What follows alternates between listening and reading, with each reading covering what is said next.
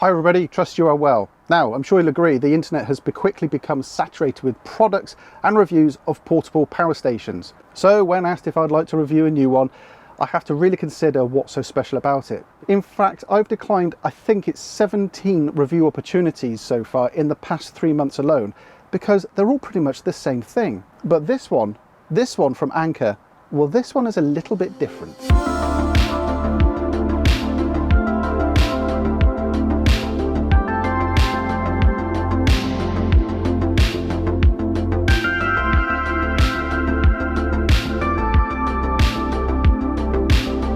And this is it, the new 757 Powerhouse from Anker.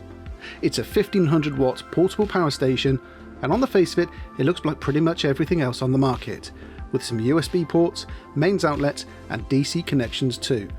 But don't be fooled, it's what's on the inside that makes this one stand out.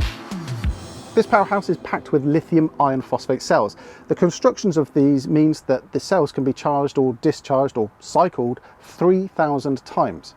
Now, to put it in context, that is 6 times more than a standard lithium ion battery that you'll usually find in other power stations. But that's not the only trick that this thing's got up its sleeve. Now, if you own a power station, you'll be well aware that to recharge it can take between 5 and 6 hours. Some even take 14 hours. However, the Anker 757 claims that it can recharge to 80% capacity in just 60 minutes and have a full charge in just 1 hour 30 minutes using hyperflash technology.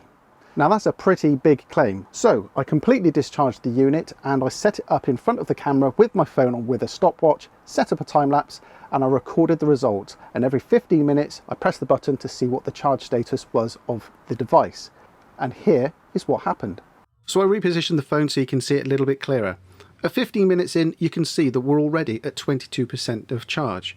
At 30 minutes, we're at 42%, and as you'd expect, at 45 minutes, we're at 62% of charge. But here's the curious thing. At 1 hour, we're at 94% of charge. The 757 was then 100% charged at just 1 hour and 18 minutes, well within the 1 hour 30 limit that I mentioned before.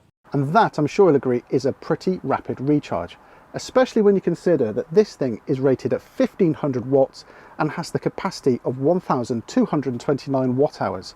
I'll cover exactly what that means later on in this video. So let's just catch up on the headlines here. It's going to last longer than its counterparts, it charges up quicker than its counterparts, and has the capacity to provide large amounts of power. So hopefully, if you're in the mood and in the market for a portable power station, this has grabbed your attention. And I'm sure if that is the case, you'd appreciate a quick tour of the device itself. The 757 Powerhouse weighs in at just under 20 kilos. It measures up by 46 by 28 by 23 centimetres.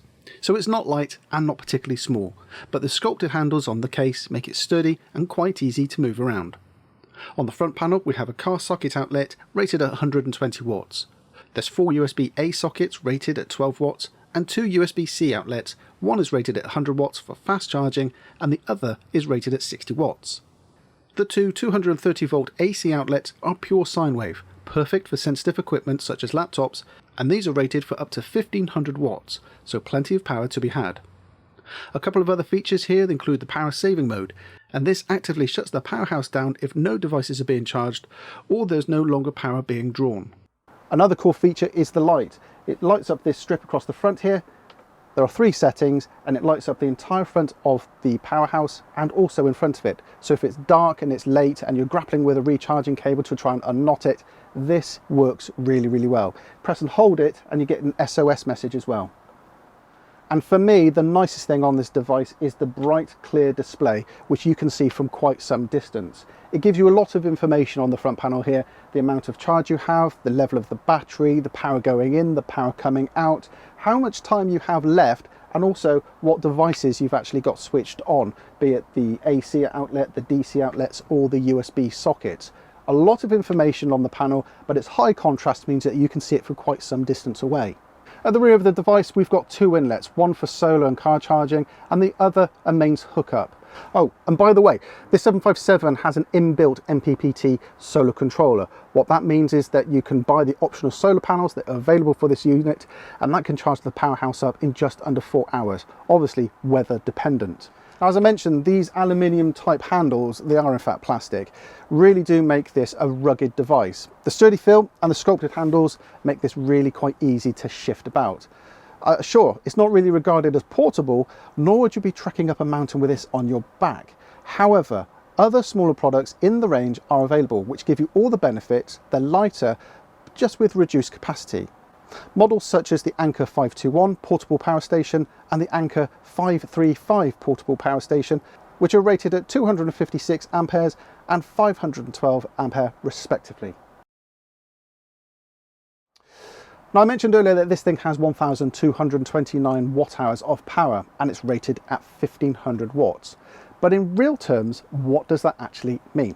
Well, let's go through some of the devices that you can use. Starting with some obvious devices, you can recharge a laptop 16 times. You could run a fan for 28 hours, use a portable fridge for up to 22 hours, and charge a phone nearly 100 times. But because of its available power, you can run bigger items too. In fact, I ran the air conditioning here in the caravan in our hot spell for just under 2 hours. I used the coffee machine several times, and as you would have seen recently, I also cleaned the entire carpets here in the caravan and in the car using a small carpet cleaner. In fact, the information from Anker even state that you can run a CPAP device for 24 hours, a microwave for 1.5 hours, and watch TV on a 43-inch display for 9 hours. I just don't know how I'd fit a 43-inch display here in the caravan, to be honest with you, but let's give it a go. Now, I've run the numbers on this device and the batteries are rated for 3,000 cycles, which Anker state is 50,000 hours of electronic lifespan, which, if you work it backwards, is just over 5 years. But here's the interesting thing. I'd have to discharge and recharge this thing at least 1.5 times a day to reach the 3,000 cycle limit in 5 years. And the 2 months that I've had this device, and I have extensively used it, I've only been able to cycle it 5 times. So the elephant in the room, obviously, is cost. Now, it's highly likely that you're going to think that this power station is not relevant for caravanning today, and that they are too expensive. But I've been doing some research and I think I've made this pay for itself in just over a year. So to start, the 757 retails for £1,399. When we're away in the caravan, for us, a club site can cost anywhere between £32 and £42 per night. I'm sure that's going to go up, by the way, depending on the time of year. We try to go away at least once a month. We try to go away every half term and school holiday. So on average, we would try to stay at least 50 nights away in the caravan per year. Using an off-grid campsite can cost as little as £7, but as much as £15. So if we just agree that we could save ourselves £25 a night by switching from club sites to off-grid sites, we could save ourselves £1,250 just by making that switch and making that saving on pitch fees alone. Well, that would mean that in just over a year, from the savings from making the switch from club sites to off-grid sites, this thing would pay for itself. And that means that if we want to, we can go off-grid and still have all the creature comforts. We could still use our air conditioning. We can still use the microwave. We could watch the TV, maybe not on a 43-inch, but crucially, we'd have no leisure battery anxiety, especially if we want to use the lights way late into the evening. So I hope that's given you lots to think about. I hope it's given you something to consider. It may not seem that it's relevant for caravanning in the UK right now, but maybe in the not so distant future, these things are going to be seen everywhere on campsites up and down the country. So that's it from me today. Many thanks for watching. If you want more information about this Anker 757 Powerhouse, I've put a link to it down in the description below. Please click on that and head on over to Anker. I will say a huge thank you to Anker for sending this over for me for review. I've really enjoyed using this actually, and I have been using it extensively. That's why it looks a little bit beaten up, because I have been using it quite a lot. So if you've got any questions or comments, hit me with them down below. Many thanks for watching, everybody. Please do hit the subscribe button, hit the notification icon as well. And if you can do all of that, then I'll see you in the next video. Many thanks for watching, everybody. Take care. Bye-bye.